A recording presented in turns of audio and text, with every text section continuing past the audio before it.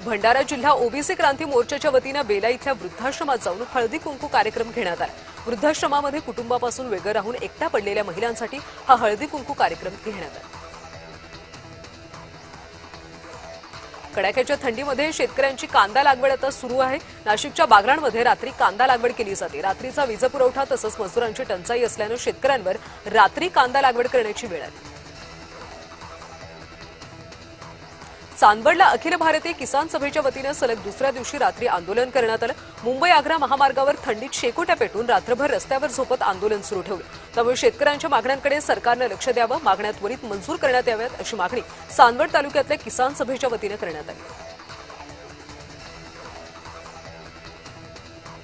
नाशिकच्या मालेगावमधल्या अजंद जिल्हा परिषद प्राथमिक शाळेच्या आवारामध्ये विद्यार्थ्यांनी बाजार भरवला। विद्यार्थ्यांना बाजारातून होणारी भाजीपाल्यांची, फळांची आणि किराणा मालाची आर्थिक उलाढाल प्रत्यक्ष अनुभवायला मिळाली।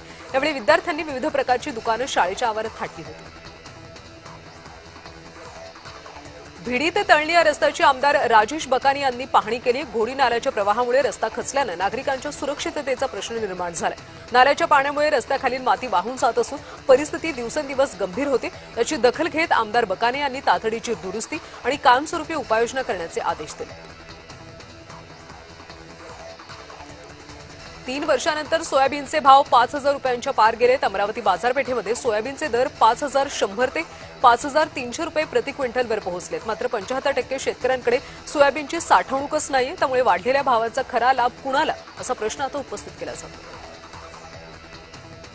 इंदापूर इथल्या भूमी अभिलेख कार्यालयातल्या एका अधिकाऱ्याचा व्हिडिओ सोशल मीडियावर व्हायरल होतो। संबंधित अधिकारी व्यक्तीसोबत अरेरावीची आणि अवमानकारक सोबतच वादग्रस्त भाषा वापरताना कॅमेऱ्यात चित्रित झाला।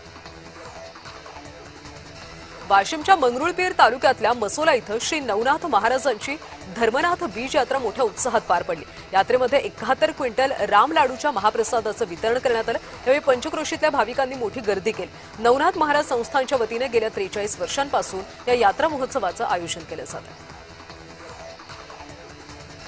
या हंगामामध्ये भंडारा जिल्ह्यामध्ये 31 लाख क्विंटल इतकी धान खरेदी झाली। अजूनही शेतकऱ्यांकडे धान पडू नये, शासनानं उद्दिष्ट वाढवून देण्याची मागणी होते। त्यामुळे आणखी 20 लाख क्विंटल उद्दिष्ट वाढवून देण्याची शिफारस पणन विभागाने केली।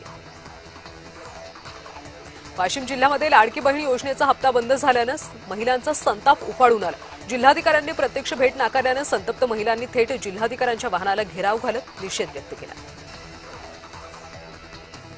पंढरपूरमध्ये विठ्ठल रुक्मिणी मातेच्या विवाह सोहळ्यानिमित्त रुक्मिणी मातेला अलंकार परिधान केले जाते। 23 जानेवारी वसंत पंचमीच्या दिवशी शाही विवाह सोहळा संपन्न होणार आहे अशी माहिती मंदिर प्रशासनाकडून देण्यात आली। महाडमध्ये उमेदवारी अर्ज दाखल करण्यासाठी शिवसैनिकांची गर्दी पाहायला मिळाली। छत्रपती शिवाजी महाराजांना पुष्पहार अर्पण करत रॅलीला सुरुवात झाली। रॅलीमध्ये मोठ्या प्रमाणात महिला उपस्थित होत्या। कार्यकर्त्यांच्या एकजुटीनं ही निवडणूक जिंकणार असा विश्वास मंत्री भरत गोगावले यांनी व्यक्त केला।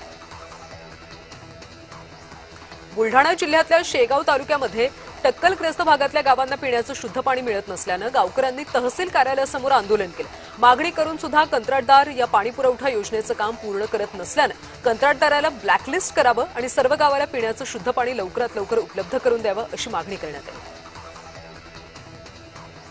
नांदेड जिल्ह्यातल्या तरोडा खुर्द इथल्या पवननगर परिसरामध्ये शिवसेना जिल्हाप्रमुख उमेश मुंडे यांनी धिंगाणा घातला।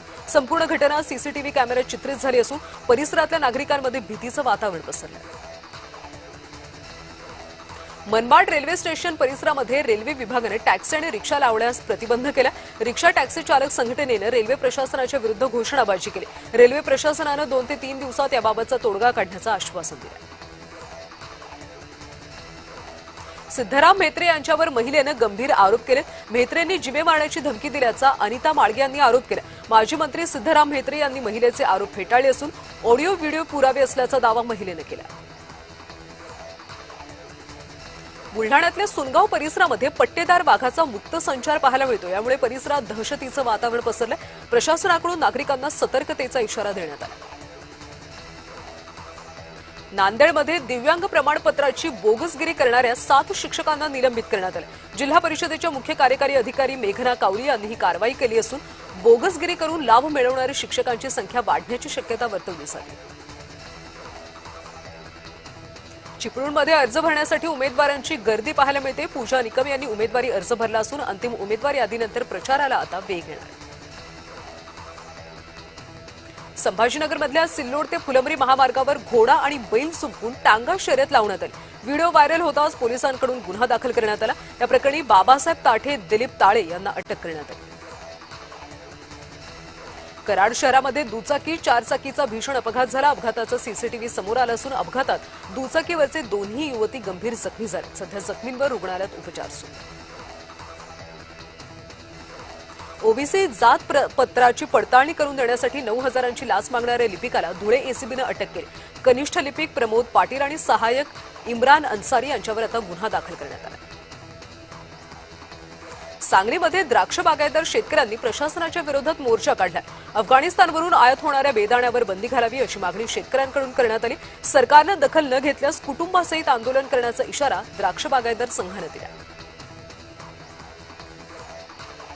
पंढरपूरमध्ये विठुरायाच्या खजिन्यामध्ये मोठी वाढ झाली। 5 वर्षात 200,21,48,000 रुपयांचं उत्पन्न मंदिर समितीला मिळाले।